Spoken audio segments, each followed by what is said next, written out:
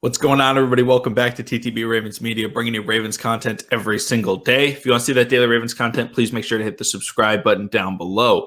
Now, what I'm going to be doing in today's video is the final mock draft Monday of, well, really this year. I started it 8 weeks ago. So this is obviously episode 8, the 8th mock draft, my final mock draft. So thank you to everybody who's been supporting kind of the series and commenting their mock drafts. It's really helped the channel.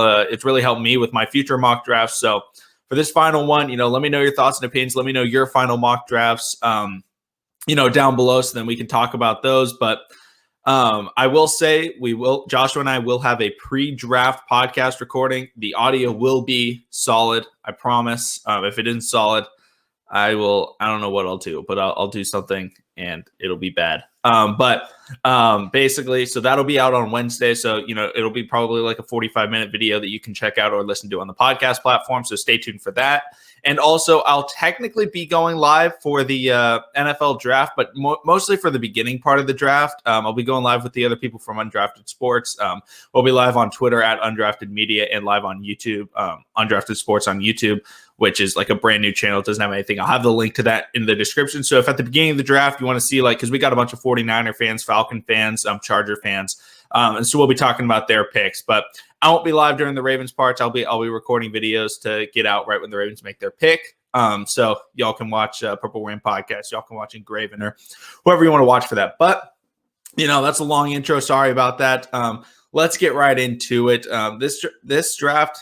Now, the mock drafts now have a lot more picks. I don't do any trades in my mock drafts. So I'm probably going to go a bit quicker. I've also talked about like 90% of these guys before in mock drafts. So pick 27 on the board, had to go edge rusher, the biggest need on the Ravens roster.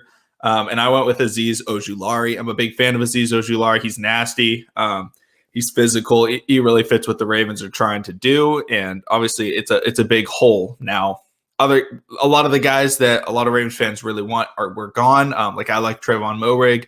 I like Jalen Phillips. I like Rashad Bateman. All of them were gone. So I had to go just down through my little depth chart rankings, which I have finished. That'll be actually posted probably on Undrafted Sports like tomorrow or something like that. I'll tweet it out. But so Azeez Ojulari with pick 27. Pick 31, I'm up.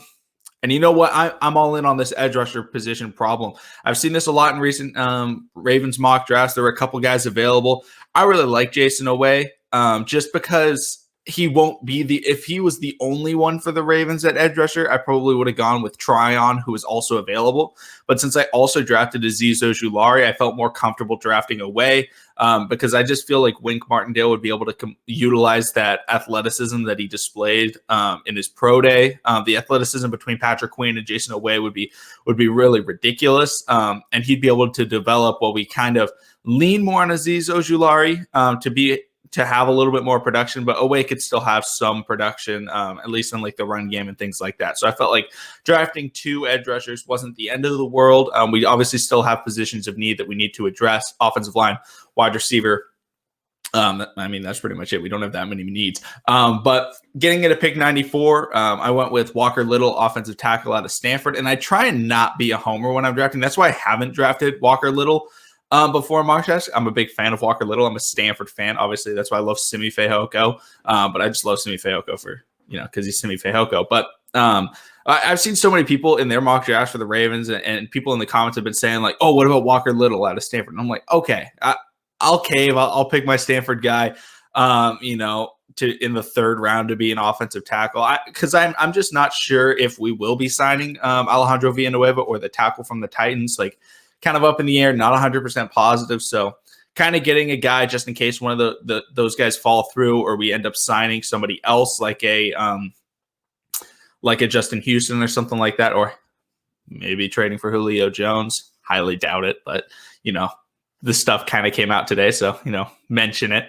But Walker Little, solid offensive tackle to be the right tackle for the Ravens for the future, really. Then at pick 104, I will say I love having all these back-to-back picks. It makes it so much easier to draft because I know I can get, I can get a wide receiver, or I can get an edge rusher right after that. So pick 104, went with Seth Williams out of Auburn. Seth Williams, big-bodied receiver. His NFL comp that I was reading about was mostly like an Alshon Jeffrey, which, what is Alshon Jeffrey? He's a big-bodied wide receiver that makes contested catches. That's what the Ravens kind of need. So Seth Williams would be able to come in. I wouldn't expect him to be like, a starting wide receiver from day one. He'd be a depth piece, but he'd still be somebody that the Ravens could have on their roster that could develop and play very well for them. So I like Seth Williams out of Auburn. I think he's very solid. He'd be a good acquisition. They have some other guys at Auburn, even like Anthony Schwartz and stuff, but who's just an absolute burner. But getting into pick 131, I went with Charles Snowden. I've drafted Charles Snowden in a fair amount of mock drafts. I'm a big fan of his.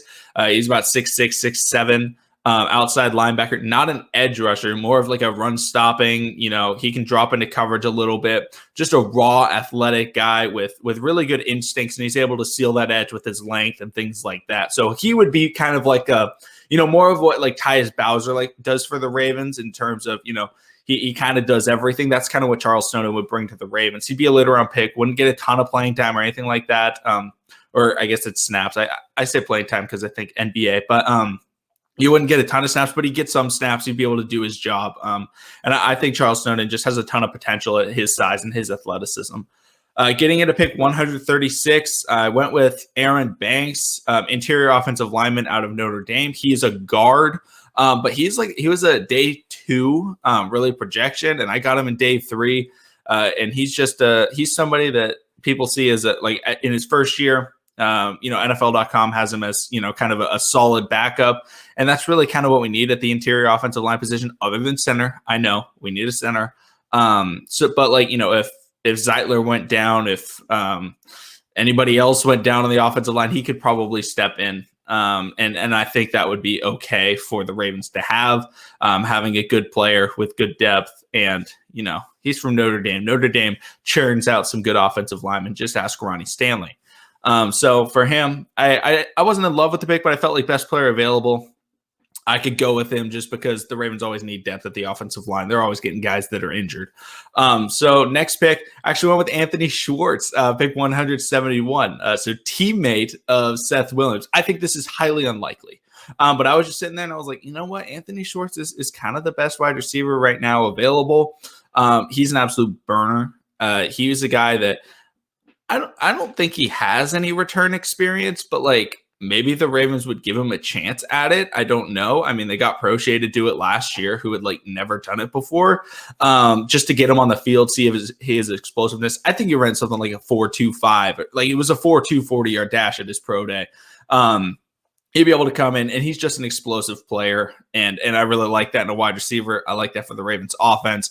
Now, he's a guy that – now I sound like Chris Collinsworth, but now he's a guy who could be used more like what we saw at Devin Duvernay last season in terms of you just put him in every once in a while, throw him on you throw him on a reverse or something like that. And I would be completely okay with that. With Duvernay, it was get this dude on the field as a 3rd-round wide receiver. But with Schwartz, it's okay, you're a 5th-round wide receiver. If you get him on the field ever at some point, get him the ball in his hands, he can do some pretty good things. So I like Anthony Schwartz, another wide receiver helping with that wide receiver car. I draft one more wide receiver in this draft with pick 184. It's Simi Fehoko. Yeah, it's Simi Fehoko, 6'4", ran anywhere between a 4.37 and a 4.44, depending on where you look for his 40-yard dash at his pro day. I was reading an article on NBC Sports, and they had comps for every player. Simi Fehoko's comp was Josh Gordon. Josh Gordon was an excellent wide receiver, so I was very happy when I read that. So Simi Fehoko, I love Simi Fehoko. Want to draft him. I'm not going to talk too much about it because I've had him in every mock draft 8 times running. But pick 210, I went with Drake Jackson, a very, very solid center out of Kentucky. He's somebody who, honestly, I think could maybe play center right away in the NFL. I know it would take a little bit. It may be a couple of weeks before he could, but he would be a guy that I would be completely okay with putting at center, even though he's a 6th-round pick. He was a 4-year starter at Kentucky, and he allowed 0 or 1 sack in his collegiate career, which is very, very good. And the Ravens, obviously, they get beat by interior pressure. They don't get beat by the outside guys, because if somebody beats Ronnie Stanley or or if they had beaten Orlando Brown Jr., Lamar can just step outside, roll out of the pocket, and he's fine because he's that fast. But on the interior, and they steal the edge on the outside, that's when Lamar would get hit.